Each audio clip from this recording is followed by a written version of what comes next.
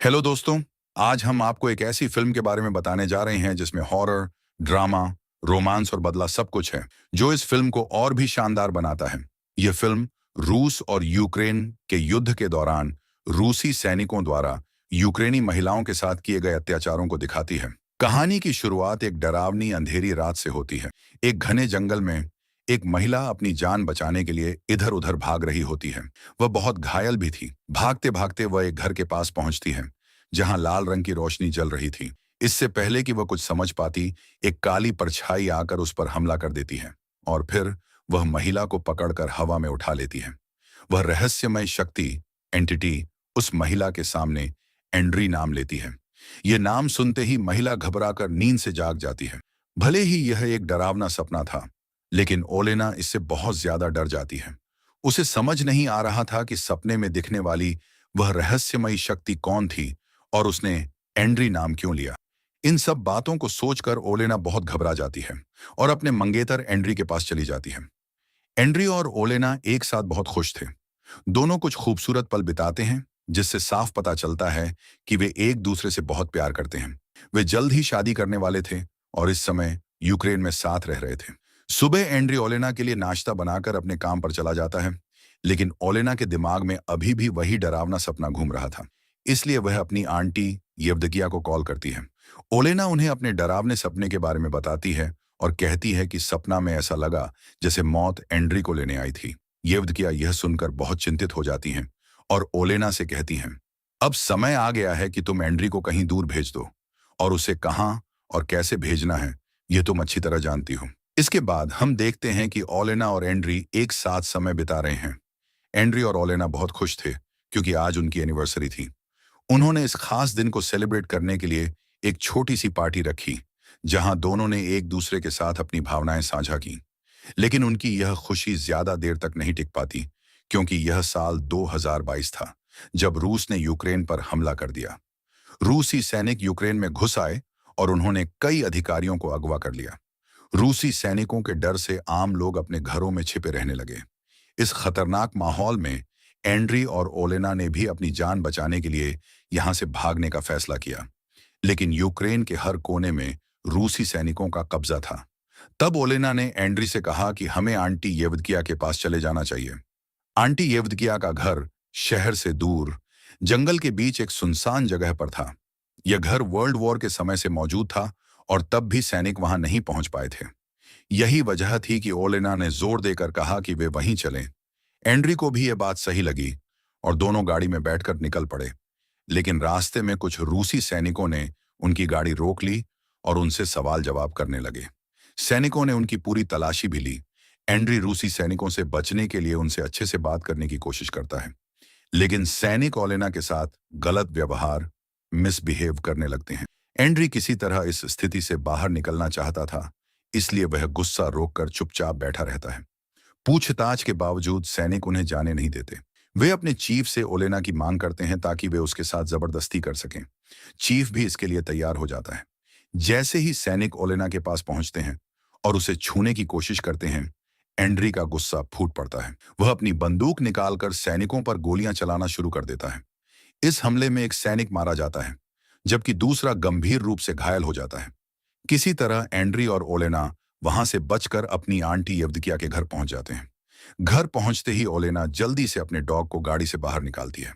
गोलियां चलने के दौरान डॉग भी घायल हो गया था, इसलिए ओलेना उसे इलाज के लिए आंटी को सौंप देती है। तभी ओलेना अपने हाथों पर लगा खून देखती है और घबरा जाती है। जब वह एंड्री के पास जाती है तो देखती है कि उसे गोली लग चुकी है। एंड्री की हालत बहुत खराब थी। ओलेना उसे बचाने की पूरी कोशिश करती है, लेकिन कुछ भी काम नहीं आता। एंड्री का जख्म इतना गहरा था कि उसने दम तोड़ दिया। ओलेना अपने हाथों में अपने प्यार को मरते हुए देखकर जोर जोर से रोने लगती है। वह एंड्री को बचाने की बहुत कोशिश करती है, लेकिन अब उसके जाने का समय आ चुका था।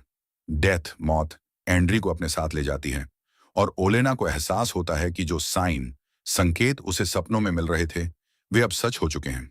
दूसरी तरफ वही रूसी सैनिक जिन्होंने उन पर हमला किया था, ऐसे बर्ताव कर रहे थे जैसे कुछ हुआ ही नहीं। वे अपने मरे हुए साथियों का जरूरी सामान निकालते हैं और जो घायल थे उनका इलाज करवाकर आराम से बैठ जाते हैं। ओलेना के लिए एंड्री की मौत को स्वीकार करना बहुत मुश्किल था। वह उसकी डेड बॉडी को देखकर फूट फूट कर रोने लगती है। ओलेना को इतनी परेशान और बदहवास देखकर आंटी येवदकिया उसके पास आती हैं और उसे समझाते हुए कहती, हैन सब ठीक हो जाएगा। इस पर ओलेना गुस्से और दर्द से कहती है, मुझे कुछ ठीक नहीं करना, मुझे सिर्फ एंड्री चाहिए।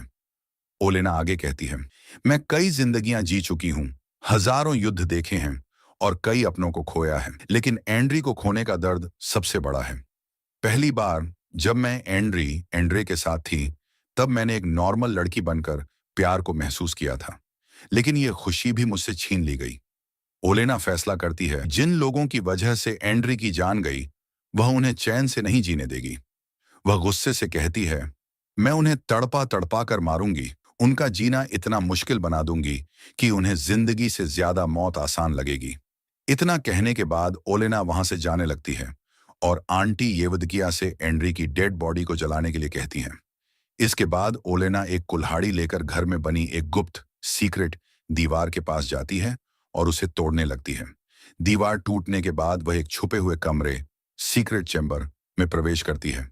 इस कमरे में ब्लैक मैजिक, काले जादू और दूसरी अलौकिक सुपरनेचुरल चीजें मौजूद थीं, जो बेहद खतरनाक थीं। ओलेना एक जादुई शीशे, मैजिकल मिरर के सामने जाकर खड़ी हो जाती है।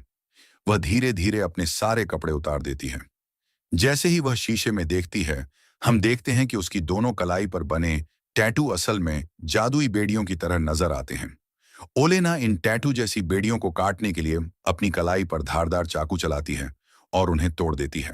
ओलेना अपने अंदर वह सभी सुपरनेचुरल शक्तियां वापस समा लेती है, जिन्हें उसने एंड्री के लिए छोड़ दिया था। जैसे ही ये शक्तियां उसके शरीर में वापस आती हैं, उसमें कुछ बदलाव होने लगते हैं। उसकी बॉडी में एक खास तरह की एनर्जी दौड़ने लगती है, जो उसे पहले से भी ज्यादा पावरफुल और खतरनाक बना देती है। अब ओलेना पूरी तरह से अपने दुश्मनों से बदला लेने के लिए तैयार हो चुकी थी। ओलेना कोई आम लड़की नहीं थी, बल्कि वह एक विच चुड़ैल थी, जो चुड़ैलों की दुनिया से दूर रहकर एंड्री के साथ एक आम जिंदगी जीना चाहती थी। लेकिन उसका सपना पूरा नहीं हो पाया, इसलिए वह अपनी असली दुनिया में लौट आई। दूसरी तरफ रूसी सैनिकों के कैंप में उनके चीफ सैनिकों से कहता है, खाने की सप्लाई अभी नहीं आ पाएगी, क्योंकि यूक्रेनी सैनिकों ने खाने का ट्रक रोक लिया है। इसके बाद चीफ अपने सैनिकों से कहता है, अब तुम लोग पूरी तरह आजाद हो, खाने के लिए कुछ भी करो, किसी को भी मारो, कोई रोकने वाला नहीं है।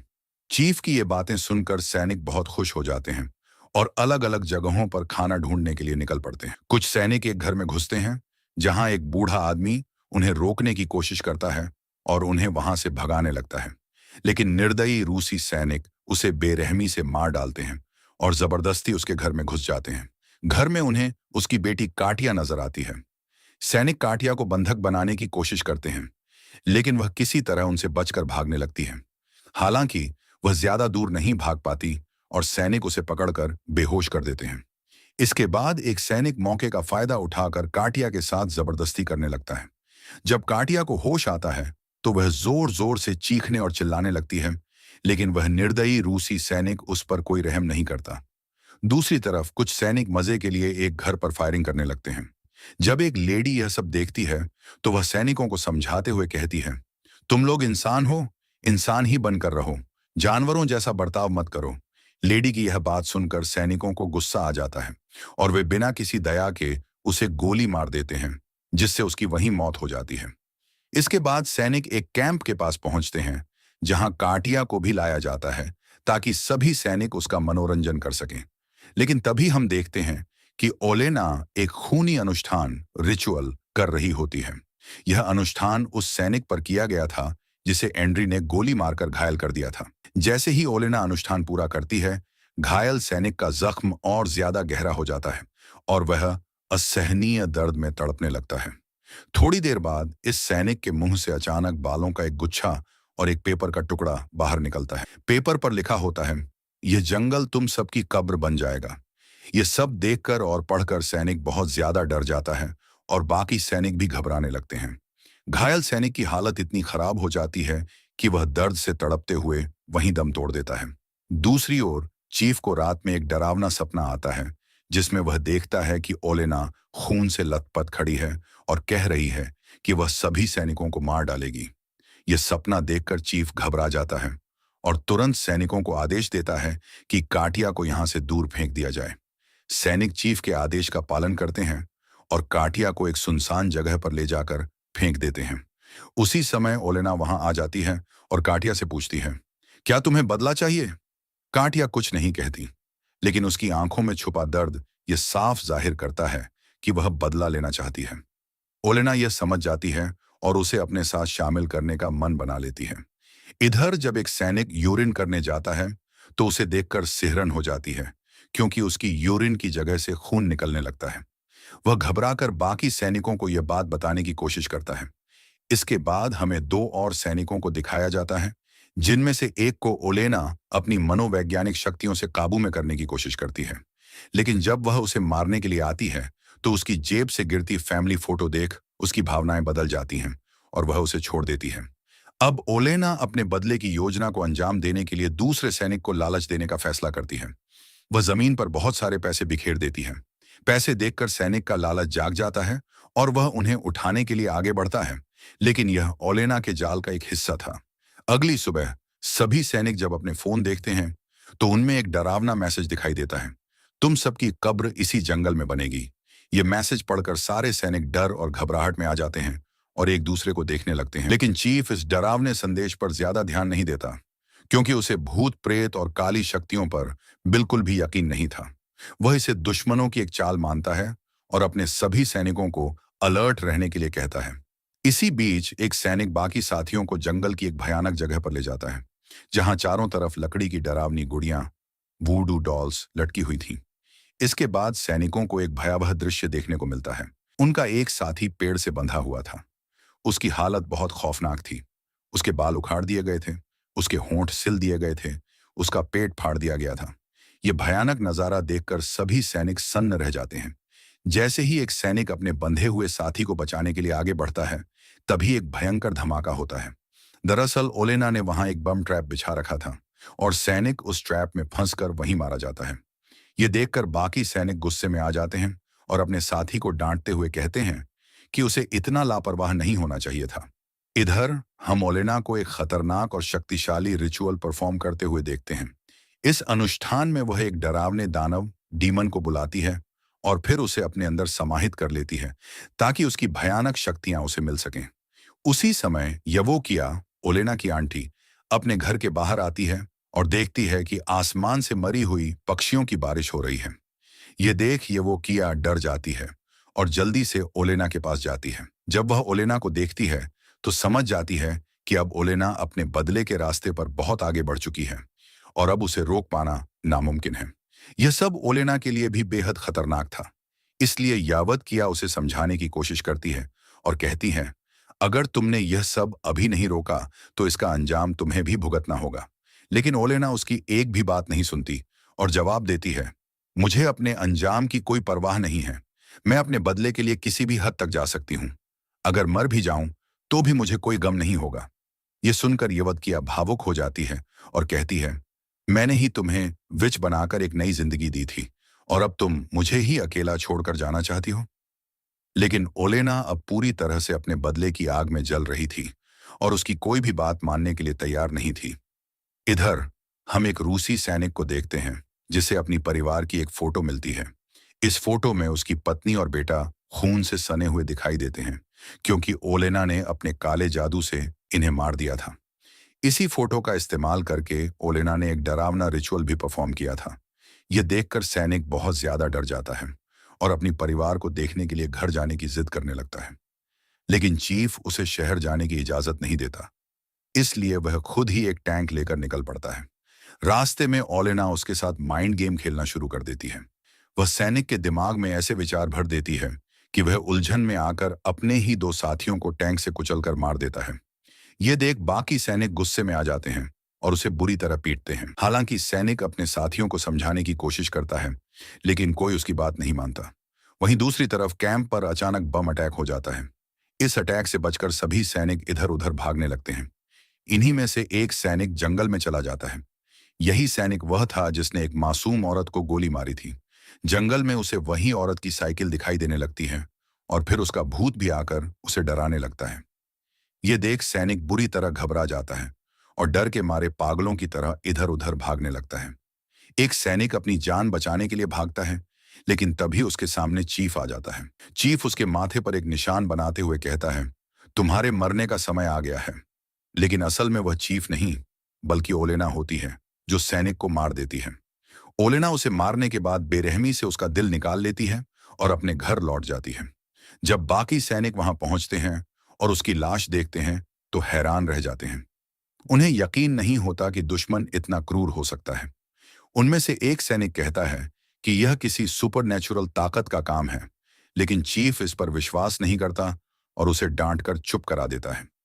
इस बीच आंटी यवोकिया ओलेना को सैनिक का दिल खाते हुए देख लेती है और डर जाती है। वह ओलेना को समझाने की कोशिश करती है, लेकिन ओलेना गुस्से में उसे चोट पहुंचाते हुए कहती है, मुझे और ताकत चाहिए। थोड़ी देर बाद जब ओलेना अपने होश में आती है, तो वह यवोकिया से अपनी गलती के लिए माफी मांगती है और वहां से चली जाती है। यवोकिया अब ओलेना से डरने लगती है, क्योंकि वह देख रही थी कि बदले की आग में ओलेना न सिर्फ अपनी असली पहचान खो रही थी, बल्कि एक खतरनाक चुड़ैल में बदलती जा रही थी। रात में ओलेना सैनिकों के कैंप में जाती है और वहां उनके लिए एक चेतावनी छोड़ देती है। अगली सुबह जब सैनिक मरे हुए साथियों की लाशें वहां नहीं देखते, तो घबरा जाते हैं और जल्दी से उन्हें ढूंढने निकल पड़ते हैं। आगे बढ़ने पर वे देखते हैं कि लाशें पेड़ों से लटकी हुई हैं। यह देखकर एक सैनिक इतना डर जाता है कि वह खुद को ही मार लेता है, क्योंकि वह ओलेना के हाथों मरने से ज्यादा खुद को खत्म करना बेहतर समझता है। इसके बाद उस सैनिक को दिखाया जाता है जिसने कटिया के साथ बुरा किया था। उसके प्राइवेट पार्ट से कीड़े मकोड़े निकलने लगते हैं और वह दर्द से तड़पने लगता है। खुद को बचाने के लिए वह कटिया के घर पहुंच जाता है। कटिया उसे देखकर अपना बदला लेने के लिए मारने ही वाली होती है, लेकिन जब वह सैनिक गिड़गिड़ाने लगता है, तो कटिया उसे छोड़ देती है। लेकिन तभी वह सैनिक मौका पाकर अपनी गन उठाकर कटिया को मारने की कोशिश करता है, लेकिन कटिया खुद को बचाते हुए उसे मार देती है। दूसरी तरफ ओलेना सभी सैनिकों को नजर आ जाती है। सैनिक उसे पकड़ने के लिए उसका पीछा करते हैं, लेकिन दो सैनिक आपस में ही लड़ पड़ते हैं और एक दूसरे को मार देते हैं। इस बीच चीफ और बाकी सैनिक ओलेना पर गोलियां चलाने लगते हैं, जिससे वह बुरी तरह घायल हो जाती है। अपनी जान बचाने के लिए वह जल्दी से घर पहुंचती है। यवोकिया उसकी मदद करती है और उसके शरीर से गोलियां निकालती हैं। यवोकिया ओलेना से कहती है कि हर मौत का बदला तुम्हें खुद चुकाना होगा, और जब तुम आखिरी में चीफ को मारोगी, तो तुम्हारा भी अंत हो जाएगा, क्योंकि यही डील ओलेना ने की थी। यवोकिया एक बार फिर उसे समझाने की कोशिश करती है कि यह सब यहीं रोक दो, लेकिन ओलेना नहीं मानती। ओलेना एक एक करके सभी सैनिकों को मार देती है, लेकिन चीफ उसके बस में नहीं आता, बल्कि वह ओलेना को पकड़कर उसके साथ जबरदस्ती करने की कोशिश करता है। लेकिन तभी पता चलता है कि असल में वह अपने ही एक सैनिक के साथ ऐसा कर रहा था, और इसी के साथ कहानी खत्म हो जाती है। तो कैसी लगी आपको यह खौफनाक कहानी? कमेंट में जरूर बताइए। फिर मिलेंगे अगली बार। तब तक के लिए बाय बाय और अपना ख्याल रखें।